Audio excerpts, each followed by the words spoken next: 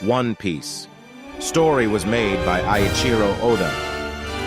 Chapter 45. Before the Storm. Lucky! You got some food! You were almost about to die before, too! Luffy laughed with joy, his eyes alight with enthusiasm. Hey, cook! Join my crew, will you? Be the cook for my pirate ship, he asked. Puzzled, they both looked at him curiously. Huh? As the pirate finished his meal outside of the restaurant, Luffy got closer and sat next to them on the rail with a mischievous glint in his eyes. Oh, you're a pirate? Sanji questioned. So why'd you try to fire a cannonball at this restaurant? Oh, that was just an accident. It was just a cannonball launched in self-defense, Luffy replied nonchalantly. Sanji, not satisfied with the vague explanation, probed further. What's that supposed to mean? The cook then continued. In any case, you'd better not try anything funny while you're here. The owner of this place used to be the cook of a pretty infamous pirate crew. Luffy pondered for a moment. Oh, that old man used to be a pirate? The chef then shared a glimpse into their workplace. This restaurant's like a treasure to that damn geezer. And the rest of the cooks who came to work here out of their admiration for that geezer are all hot-blooded and crude enough to be pirates. But it's quite appropriate considering all the pirates that frequent these parts. Not a quiet moment in this place, huh? Luffy wondered with intrigue. Yeah, but it's a daily routine for us, Sanji replied, puffing some smoke from his cigarette. There've even been some guests recently who come to see the pirates and the cooks go at it. Thanks to that, all the waiters got scared and ran away. Luffy, now understanding the unique situation, realized the reason behind his year-long commitment. Oh, so the reason he asked me to work here for a year was, well, whatever. You should join my crew.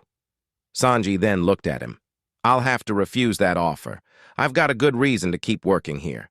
No, I refuse, Luffy said with annoyance. What? I refuse your refusal, Luffy insisted. You're a good cook, so we'll be pirates together. Hey, at least hear me out, Sanji began, attempting to explain his reasons. Fine then. What's your reason? He questioned. Sanji then looked at the restaurant and admitted, No need to tell you. But you just told me to hear you out, Luffy barked. All I meant was that you should hear other people's opinions when talking. Don't make me chop you up, you damn straw hat-wearing shithead, he retorted. What did you say? Luffy shot back. Don't you dare insult my straw hat, or I'll send you flying. Gazing at the pair, the prisoner interrupted them casually. Sorry to butt into the conversation, but... What is it? They both demanded. The pirate introduced himself. My name's Gin. I'm a member of the Krieg Pirates, so you said you're a pirate? Can I ask what your objective is? Luffy's eyes gleamed with excitement. I'm going to find the One Piece, which is why I'll go to the Grand Line. Watching him cautiously, Gin looked at him for a moment before pressing on. If you're still looking for a cook, I'm assuming you don't have very many people on your crew yet, right? With him, that makes 5, he pointed out. Why are you counting me in? Sanji protested. The fighter of the Krieg Pirates continued. You don't seem to be a bad guy, so let me give you a piece of advice. Give up on going to the Grand Line. You're still young. There's no need to recklessly rush into things. Besides, the Grand Line is just one part of all the oceans in this world. If you want to be a pirate, there's plenty of other seas for you to roam out there. Oh, do you happen to know something about the Grand Line? Luffy questioned with curiosity. Worried, Gin placed his hands onto his striped bandana. No, I don't know anything. He recalled the painful memories of his voyage. That's why it's so terrifying. For a member of the Krieg Pirates, you sure are acting like a big scaredy cat, Sanji remarked. Who's Krieg? Luffy pondered. In the bustling domain of Baraty's kitchen, an orchestra of clanging pans and sizzling stovetops orchestrated the rhythmic chaos. Chefs, adorned in their crisp white uniforms, swirled around, each in a culinary ballet of their own making. "The hors d'oeuvre for table 3 is ready," one chef announced. "Then take it already, you bastard. We ain't got no waiters," came the sharp retort from another. Amidst the culinary symphony, a conversation brewed between Patty and a fellow cook. "But are you sure that was all right?" the chef inquired. "What?" Patty responded, as he carved pieces of a pink trout with deft expertise. "That dude you beat up on earlier is a member of the Krieg Pirates," he persisted. Patty's glee remained undiminished. "Yeah, I recall hearing something about that." A warning emerged from another chef nearby, painting a vivid picture of the feared pirate. "Don Krieg's the strongest and baddest pirate to roam this part of the ocean." "That's right. He's a pirate fleet admiral who commands 50 ships. He's a monster." But Patty remained resolved in his cooking. "So what?" His pan sizzled defiantly. The conversation took a darker turn as the chef voiced the potential consequences. "I heard the Krieg Pirates were over 5,000 men strong. So if that guy you beat were to tell Don Krieg what happened here, then like a herd of elephants stomping on an ant, this restaurant will be crushed."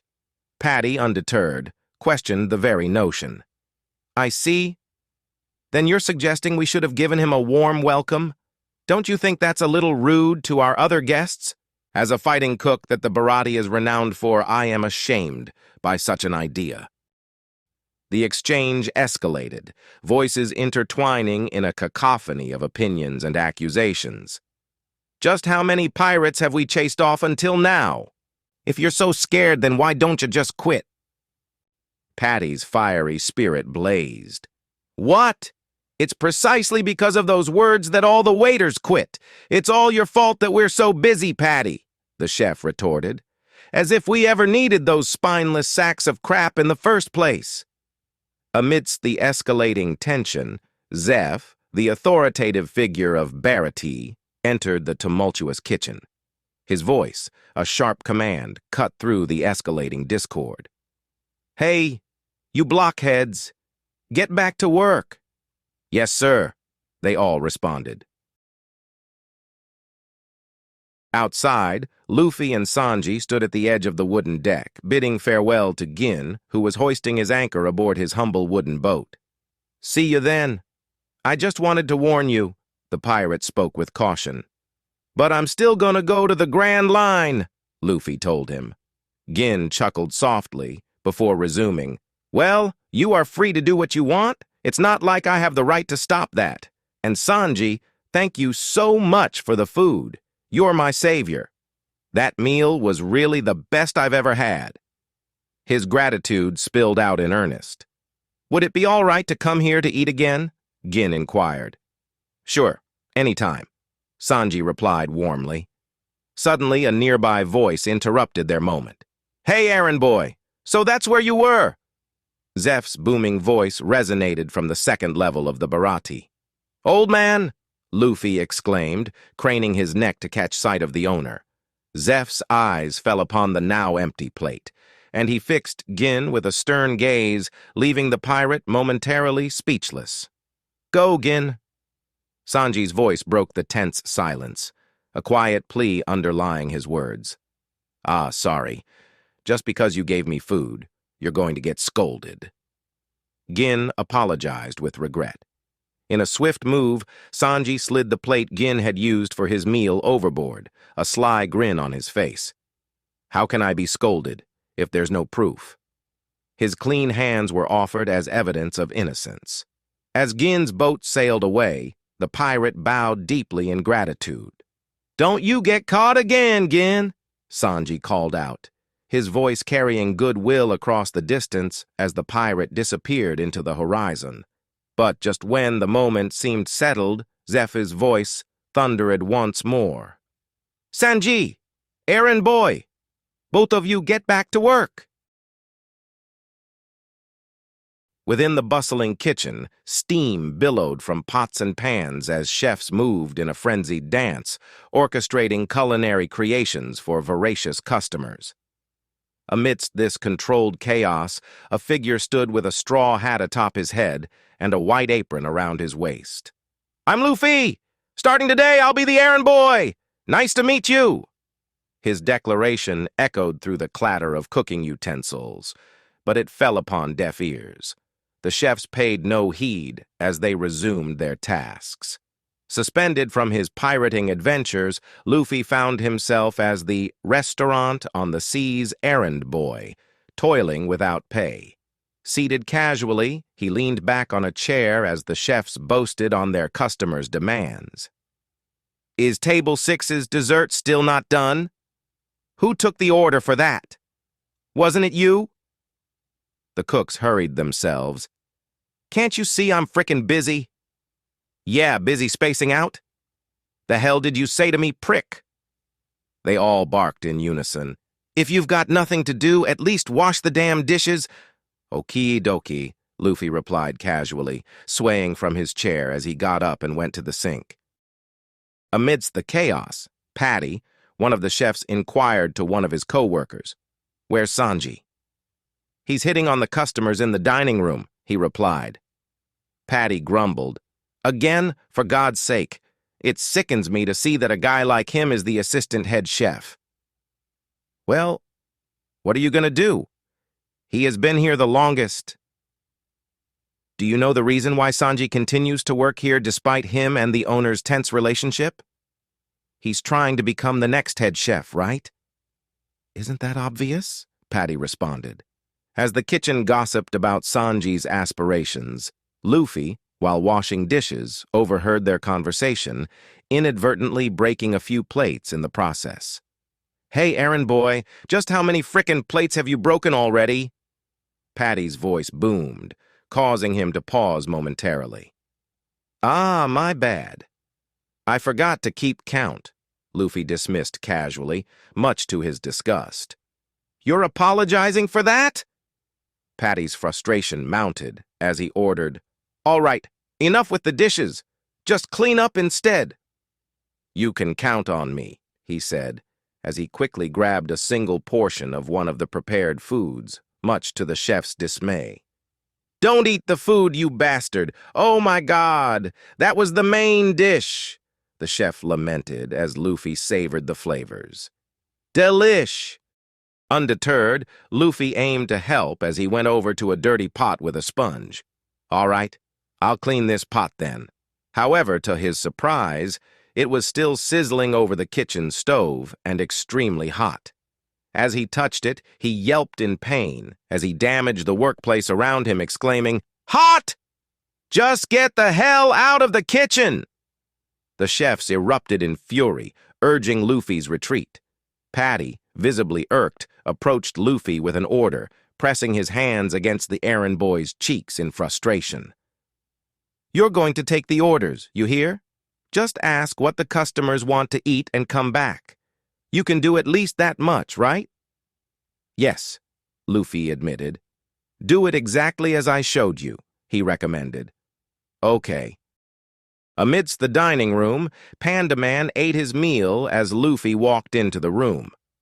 "Ah, the life of an errand boy is tough," he mused. "Kobe must have had a tough time being one too." Yet his observation dissolved into surprise upon spotting Zoro, Usopp, and Nami nestled at one of the tables. "It's you guys." Nami's beckoning gesture and Usopp's mischievous smirk welcomed Luffy's arrival. "Hey, errand boy," Nami's voice danced with amusement. "Heard you have to work here for a year." With a smile, Zoro interjected with a suggestion. "Would it be all right to redraw the ship's flag?" But Luffy's frustration swelled like a stormy sea as he realized the unfairness of his situation. "You leave me here to work and go off to eat delicious food all by yourselves. How selfish!"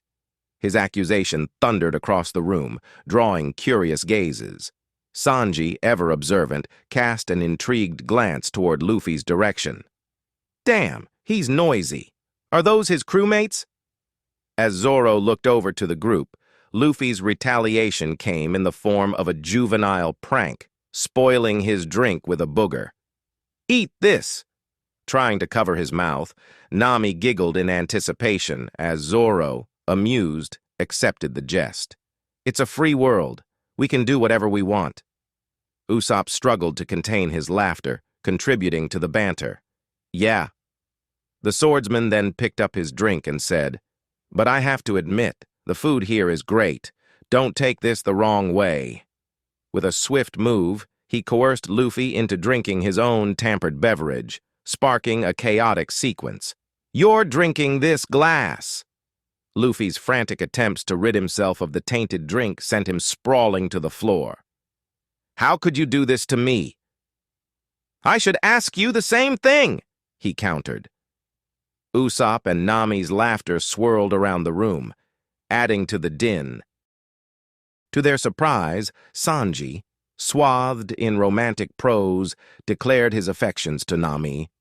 "Oh, blessed are the oceans for bring me this fine day. Oh, love, laugh if you will at my poor self who cannot endure his tortuous passions. As long as I can be with you, I'm prepared to walk across any path, be it the paths of a pirate or a devil. But alas, 'tis tragic there is such a great obstacle standing between the two of us." Leaning on a nearby chair, Zeph replied, "By obstacle, do you mean me, Sanji?" "The geezer," Sanji realized. Zeph's blunt words cut through the commotion. "It's a good chance. Just go and be a pirate. I don't need a guy like you in my restaurant." "What?"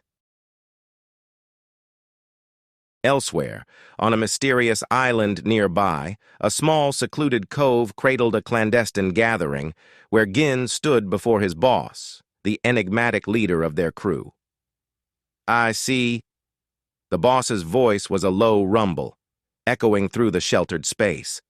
His eyes, obscured by the veil of shadows, locked onto Gin. "So that cook saved your life, and you were able to come back here?" Gin's gaze held steady, his words measured.